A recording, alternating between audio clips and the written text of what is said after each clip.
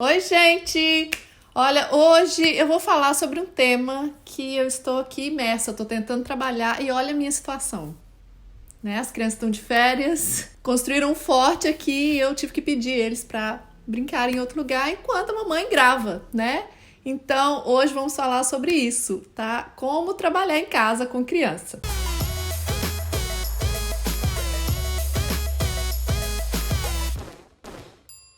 Pra quem não me conhece, eu sou a Lu, eu sou a mãe do Nick de 10 anos, da Lily de 7, a gente mora no Canadá há 9 anos. Desde que os meus filhos nasceram, que eu trabalho em casa, naquela eterna tentativa de conciliar a maternidade com o trabalho, né, gente? Antes dos filhos, eu trabalhava como geóloga e hoje em dia eu trabalho como ilustradora infantil e faço vídeos semanais para esse canal, né? Eu já fiz 2 vídeos contando como que foi a minha mudança de carreira e tudo sobre o meu trabalho hoje em dia, então eu vou deixar os links aqui para quem tiver interesse em ver. Bom, gente, hoje em dia minha situação tá muito melhor do que há alguns anos atrás, né? Porque as crianças estão maiores e elas ficam na escola de 9 às 3, quando não estão de férias, né? Então, obviamente, esse é o período que eu uso para trabalhar. Mas cada um ficou comigo em tempo integral até os 4 anos de idade.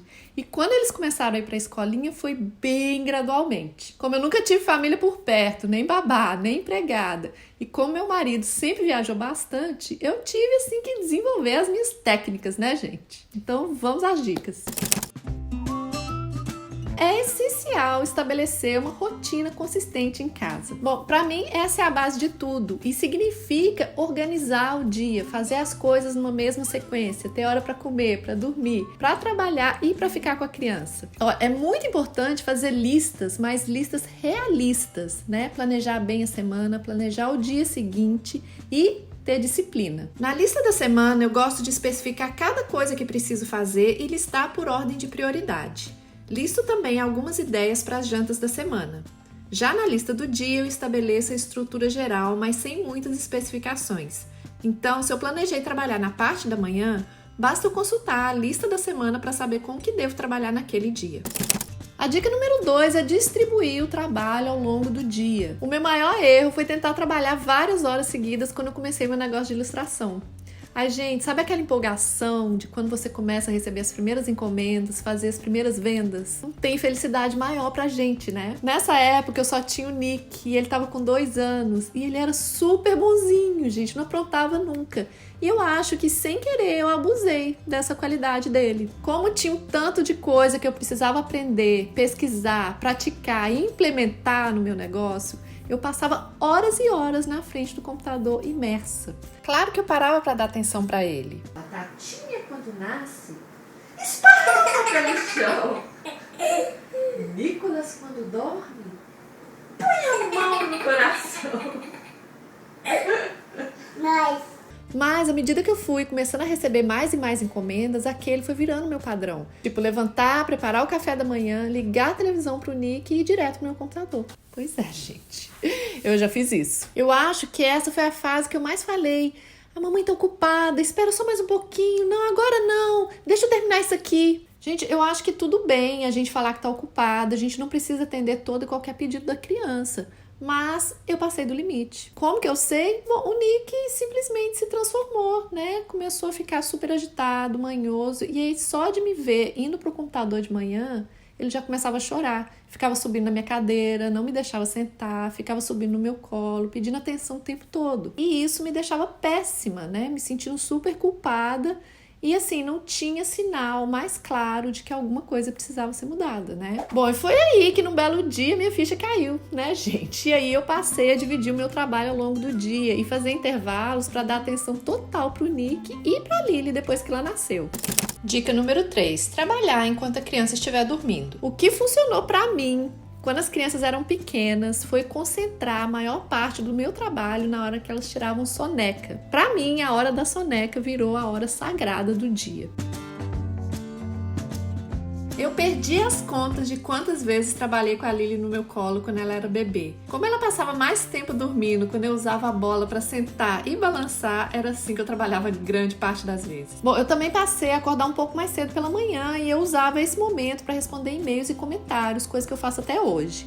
E a grande vantagem de você ter uma rotina e colocar as crianças para dormir mais cedo é que você pode ter um tempo para você ali também, para trabalhar, para fazer algumas coisas que você precisa fazer no período da noite. Dica número 4. Se possível, fazer parte do trabalho ao lado da criança. Bom, o que eu fazia era reservar tudo que dava para fazer, que não precisasse do computador, para eu fazer ali com eles, sentada no chão ou na mesinha, enquanto eles estavam brincando. Daí, gente, parecia que eu estava brincando com eles, mas na verdade eu não estava, eu estava trabalhando mesmo. Quando eu crio uma ilustração, eu primeiro faço o desenho no papel, então eu sempre deixava essa parte para fazer com eles. Eu aproveitava também para embalar os pedidos, ou então para organizar os meus produtos, enfim, tudo que dava para eu fazer, que eu ficasse ali metida no meio deles, eu fazia. Bom, eu comecei a fazer isso porque o Nick desenvolveu aquele trauma de me ver ali sentada no computador por tantas horas. E, gente, olha, ajudou tanto, mas tanto. Bom, eu continuei a fazer isso também quando as crianças pararam de tirar a soneca, né, gente? Que, aliás, eu acho que é um dos momentos mais tristes na vida de uma mãe, né? Porque aí eles pararam de dormir de dia e também não iam pra escolinha, né? Então eu tinha que distrair eles durante o dia todo. E essa foi uma das formas de eu conseguir contornar um pouco a situação, que era sentar ali do lado deles para tentar trabalhar. E daí, quando eu criei o canal, e aí foi mais uma coisa para me prender no computador, né? O que me salvou foi comprar um laptop, porque aí me deu a flexibilidade de trabalhar em qualquer lugar da casa. Então, de certa forma, eu acho que atua positivamente no psicológico deles, porque eu me torno uma pessoa mais acessível, né? Já que eu tô ali editando, mas eu posso dar atenção a qualquer momento para eles. Eu quero um pouquinho de mamãe. Um pouquinho de mamãe. Dica número 5. Explicar que a mamãe tem o trabalho dela. É muito importante que a criança entenda o que a mamãe faz, por que ela faz, como e como que aquilo deixa ela feliz. Porque só assim que a criança vai aprender a respeitar o nosso trabalho, a ter orgulho dele e até colaborar para que ele aconteça, né? Bom, no meu caso, eu mostrava os meus desenhos para as crianças, mostrava fotos das crianças que eu desenhava, mostrava fotos que os clientes me mandavam dos quartos decorados com as minhas ilustrações, falava para eles do meu processo, já envolvi eles em várias coisas do meu trabalho, para que eles pudessem entender o que eu faço realmente. E aí eu sempre falava, olha, para a mamãe conseguir fazer tudo isso, mamãe precisa da colaboração de vocês, que vocês fiquem quietinhos para ela conseguir trabalhar. E, gente, isso é uma ladainha, é uma coisa que a gente tem que repetir sempre, até que a criança entenda, sabe? Então, assim, mesmo se a criança for pequenininha, ela não entende tudo, começa explicando. Explica o básico ali, mostra as coisas que você faz e tal. E um dia a criança vai começar a entender melhor. Dica número 6. Oferecer uma compensação por colaborarem. Olha, eu não tô falando de coisas materiais, eu tô falando de presença mesmo. Da gente se programar para dar atenção total para a criança depois de determinadas horas de trabalho ali no dia, né? Então, isso é um incentivo enorme para a criança, gente. Faz um bem danado para a gente também, né? Seja para ler um livro juntos, para jogar um jogo, para fazer biscoito na cozinha, para fazer um bolo, para dar um passeio no quarteirão, para ir no parquinho. Qualquer coisa. Agora, se a criança não está colaborando, nunca deixe de sentar e conversar e tentar entender o que está acontecendo. Muitas vezes a criança apronta justamente porque ela está sentindo falta de mais atenção.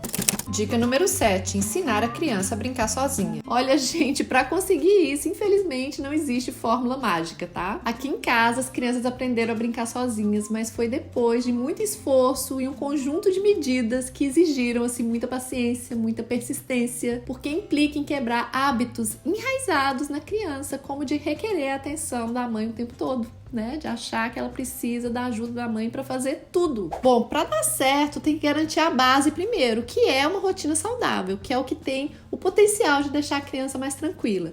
Outra coisa é garantir que a criança está dormindo o suficiente. E a gente tem que ser consistente com o que promete e com o que faz. Porque não adianta nada a gente chegar para a criança e falar que vai trabalhar só mais um pouquinho e trabalha um tantão. Ou então falar assim, olha, depois que eu trabalhar, a gente vai ali no parquinho. E aí, no final das contas, não deu para levar. E se aquilo vira um padrão, a criança começa a não confiar mais na gente. E começa a ficar ansiosa e insegura. Então, quando ela começa a brincar ali, ela já fica pensando, pode ser que a mamãe não vai fazer o que ela prometeu. Então, deixa eu lá cutucar ela, deixa eu lá pedir colo, para eu poder garantir essa atenção que eu tô precisando. Então, uma coisa que eu comecei a fazer ali quando eles estavam com uns 2 a 5 anos de idade é sentar com eles para brincar. E aí eu avisava, olha, a mamãe vai ficar aqui brincando com vocês durante uns 5 a 10 minutos, mas daí depois ela tem que trabalhar, tá bom? Então, muitas vezes eu levantava e tentava sair de fininho, né? Às vezes dava certo, às vezes não. Então, eu vivia repetindo, olha, a mamãe ama brincar com vocês, mas lembra que ela precisa trabalhar? Então, olha, daqui, sei lá, meia hora ou 1 hora, eu volto para brincar mais um pouquinho com vocês. E, gente, esse período que você tem que voltar e checar e ficar dando atenção, ele vai ficando maior com o tempo. Então, no início tem que ter muita paciência mesmo, sabe? Não tem jeito. E sempre repetir. Agora a mamãe precisa trabalhar. Eu preciso que vocês colaborem, fiquem quietinhos e brinquem sozinhos. Depois a mamãe dá atenção de novo. Aqui em casa ajudou muito ter uma ampulheta e um reloginho de ponteiro para eles criarem mais noção de tempo, para eles entenderem o que significa isso de 1 hora, de meia hora, de 5 minutos. Então eu falava assim, olha, quando o ponteiro chegar aqui, é a hora que a mamãe vai parar de trabalhar e a gente vai fazer alguma coisa legal. E tem que cumprir, né, gente? Esse tipo de mudança para a criança começar a brincar sozinha não acontece da noite pro dia, tá? Isso é um negócio que você tem que persistir dia após dia e tá sempre repetindo a mesma coisa. Com o tempo vai. Bom, e tem algumas outras coisas que ajudam. Como, por exemplo, dar autonomia para a criança nas coisas básicas. Deixar ao alcance dela uma garrafa de água, uma fruta picada ou qualquer outra coisa para comer. E, claro, os brinquedos dela. Muitas vezes eu deixava até o pinico ali do lado, tá? Dica número 9, usar e abusar das histórias de áudio. Este é o meu truque favorito e eu uso desde que as crianças eram pequenininhas. Foi um ótimo substituto para televisão. É só você colocar uma historinha, colocar uns blocos, uns legos, coisas para montar, tudo ali ao redor da criança. Que quando você menos esperar, as crianças vão se concentrar e vão começar a brincar. E assim, gente, eu sei que vai chegar no ponto que vai incomodar, que você não vai aguentar mais ouvir aquela mesma história ali sendo repetida do seu lado.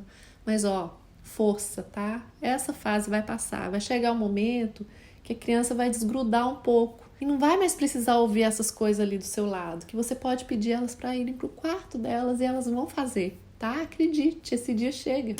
Dica número 10, fazer rodízio de brinquedos. Outra coisa que me ajudou muito era não disponibilizar todos os brinquedos de uma vez só. Eu guardava uma parte dos brinquedos e fazia rodízio de tempos em tempos. Quando eles eram pequenos, tipo menores de 4 anos, eu rotacionava cada 1 a 2 semanas. Quando foram ficando maiores, aí eu já guardava por mais tempo, de 1 a 2 meses. A vantagem é que quando você traz os brinquedos de volta, dá a sensação de que é tudo novidade de novo. E as chances deles passarem mais tempo concentrados brincando é muito maior. Dica número 11, preparar atividade surpresa. Olha, gente, é sempre bom aparecer com uma coisa que a criança não está esperando. Seja um caderno de atividades com labirintos, com jogos, coisas para colorir, ou uma caixa com materiais diversos para a criança fazer colagens, inventar coisas. Uma atividade que sempre deixava os meus filhos concentrados por muito tempo, especialmente o Nick, era colocar miçanga, sabe aquelas miçangas maiores? Num fio de metal. Gente, ele passava horas. Às vezes eu arranjava um fio bem grande e ele ficava ali, ó, colocando miçanga ali, ó. Era uma beleza. Até hoje eles gostam de fazer isso. Só que hoje em dia eles fazem mais as peças mesmo, fazem colar, pulseira, essas coisas, né? Bom, outras ideias é trazer massinha para brincar, uma pintura, ou caixas para montar alguma coisa, sugerir construção de forte ou montar um circuito. Outra coisa que eles sempre gostaram também foi brincar com os meus brinquedinhos de papel. Olha o jabá aí. Mas fica a dica. Tudo isso funciona especialmente bem se você coloca historinhas ou músicas infantis para tocar enquanto eles brincam. Dica número 12, deixar a TV para situações especiais. Bom, eu acho que TV é um recurso super válido, mas aqui em casa eu prefiro usar como um truque na manga para aqueles momentos especiais que eu realmente preciso de silêncio, sabe? Que seja para fazer uma ligação importante, que realmente não pode ter barulho, ou para fazer uma reunião com um cliente por Skype, ou até presencial mesmo. E daí, no resto do tempo, eu prefiro incentivar que eles brinquem e usem a imaginação. Dica número 13, aproveitar todas as brechas que tiver. A gente tem que estar sempre preparada para aproveitar todas as oportunidades, seja no carro enquanto a criança dorme, ou enquanto espera ela sair da escola ou de alguma atividade. É um verdadeiro trabalho itinerante, né, gente? Dica número 14, ter hora para parar de trabalhar. Tão importante quanto saber focar no trabalho e não se render ao WhatsApp, TV ou Netflix é saber a hora de parar de trabalhar. Meu horário limite costuma ser por volta das 5 da tarde, porque essa é a hora que eu começo a fazer a janta e encaminhar a rotina da noite. Quando o marido chega, às vezes eu aproveito para trabalhar mais uma meia horinha. Também evito ao máximo trabalhar nos fins de semana, a não ser em caso de real necessidade, o que é raro. Dica número 15, Transparência com os clientes. Quando os meus filhos eram pequenos, eu preferia abrir o jogo com o cliente antes de pegar a encomenda. E que meu trabalho funcionava ao redor da rotina deles. Bom, como quem contratava os meus serviços eram mães e pais, normalmente eles entendiam muito bem. Mas quando alguém precisava de alguma ilustração com mais urgência, dependendo da situação, eu preferia não pegar. Bom, gente, por fim, eu só queria acrescentar que é muito importante quando a gente consegue aceitar que não dá pra gente querer trabalhar da mesma forma que a gente trabalhava antes de ter filhos. E isso pra mim foi muito difícil no início, porque eu tinha muitas ideias, eu tinha muita inspiração, muitos projetos e muita vontade de fazer muita coisa. Mas aí eu vi que eu não conseguia fazer quase nada, que meu tempo era super limitado, que era super frustrante eu ser interrompida a todo momento e que vários projetos meus tiveram que ser adiados. Tem vários que eu nunca nem fiz, gente. Mas fica muito mais fácil no momento que você aceita que é daquele jeito e aí ajusta as expectativas. Para mim foi essencial eu aceitar que eu levaria dias e dias para fazer uma única ilustração e que teriam dias que eu não conseguiria trabalhar absolutamente nada. Que não adiantava eu querer compensar e virar a noite trabalhando, porque no outro dia eu não ia estar inteira para os meus filhos, né? E que eles eram a minha prioridade. O que eu vi é que quando a gente é realista com as nossas metas, quando a gente não tenta fazer mais do que a gente consegue, que a gente fica menos frustrada, né? Que a gente fica menos ansiosa. E aí os riscos da gente descontar tudo nos nossos filhos é muito menor, né? O que é super injusto quando a gente faz isso, né, gente? E no mais é seguir no mantra materno, né? Meu dia vai chegar. Meu dia vai chegar. E chega, gente, eu prometo pra você. Olha eu aqui, hoje em dia, né? Com 6 horas, todos os dias, sem criança. Exceto agora, né, gente? Que eles estão 2 meses e meio de férias aí. Olha, tô tendo que usar todas as minhas dicas. Inclusive, tá na hora de levar eles no parque. Um beijo grande pra vocês e até o próximo vídeo. Tchau. Ah, quem tiver mais dica aí, compartilha nos comentários, tá, gente? Tchau.